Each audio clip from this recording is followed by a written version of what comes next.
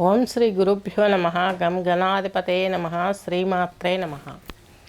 2026వ సంవత్సరం నూతన సంవత్సరం ఆంగ్ల సంవత్సరాది నుండి జనవరి 1 నుండి 2026 డిసెంబర్ 31 వరకు జరుగు గోచార ఫలితాలు, అలాగే అనేక ప్రాంతాలలో ఎలాంటి వైపరీత్యాలు జరుగుతాయి, ఎలాంటి సిచ్యువేషన్స్ మనం ఫేస్ చేస్తున్నాం, ఫైనాన్షియల్గా, హెల్త్, యుద్ధాలు ఇలాంటివన్నీ కూడా మనము ఈరోజు వివరించుకోబోతున్నాం.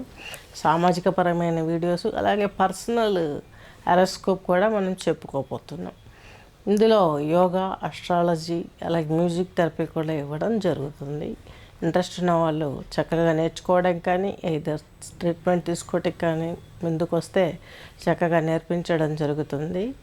నెక్స్ట్ వృశ్చిక రాశి, వృశ్చిక లగ్నం తీసుకున్నట్లయితే మీకు విశాఖ నక్షత్రం 4వ పాదము, అనురాధ 4, జ్యేష్ఠ 4. ఇది వృశ్చిక రాశి, వృశ్చిక లగ్నం.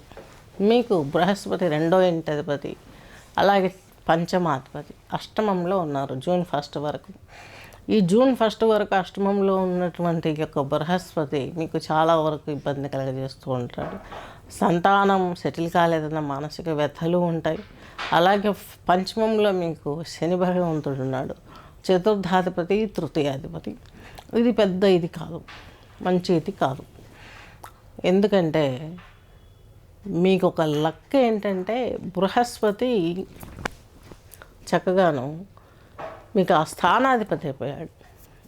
గోచారంలో శని ఇప్పుడు మీకు మీనంలో ఉన్నాడు, తన స్థానంలో ఉన్నాడు. కాబట్టి శని బృహస్పతి సొంతగా మీ పిల్లలు వాళ్ళ ఆలోచనతోటే, పెళ్ళి కాని వారు, పెళ్ళి అయిన వారు కూడా, పెద్దవాళ్ళు కూడా మీ సొంత ఆలోచనల ద్వారా, కుటుంబ సపోర్ట్ ద్వారా ముందుకెళ్ళగలుగుతారు.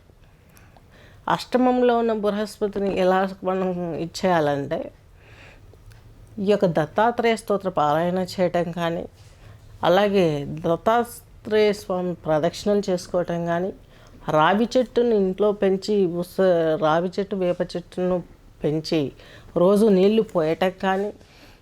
కొంతమందికి, చాలామందికి ఒక డౌట్, రావి చెట్టు పెంచకూడదు కదా. ఏం కాదండి, అందులో నుంచి ఆక్సిజన్ కంటే 3 రెట్లు ఎక్కువైనటువంటి ఈ యొక్క ఓజోన్ వాయువు రిలీజ్ అవుతుంది.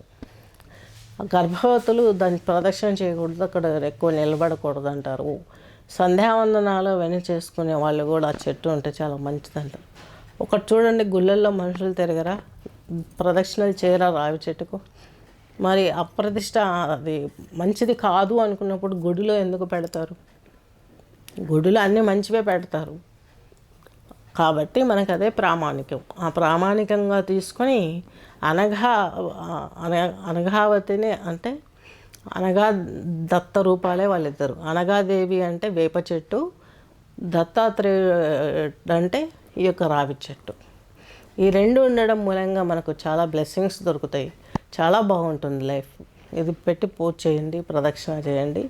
ఈ గురు దోషం వెళ్ళటానికి ఈ వృశ్చిక రాశి, వృశ్చిక లగ్నం వారికి ఎంతవరకు? జూన్ 1 వరకు. జూన్ తర్వాత ఏమవుతుంది? భాగ్యంలోకి, కర్కాటకంలోకి, ఉచ్చలేకి వస్తాడు.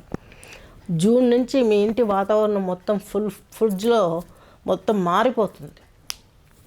పిల్లల విషయం కావచ్చు, మీ ఫ్యామిలీ విషయం కావచ్చు, మీ హెల్త్ విషయం కావచ్చు, ఏదైనా బాగుంటుంది. సకల సౌభాగ్యాలు రాబోతాయి. స్వస్తి.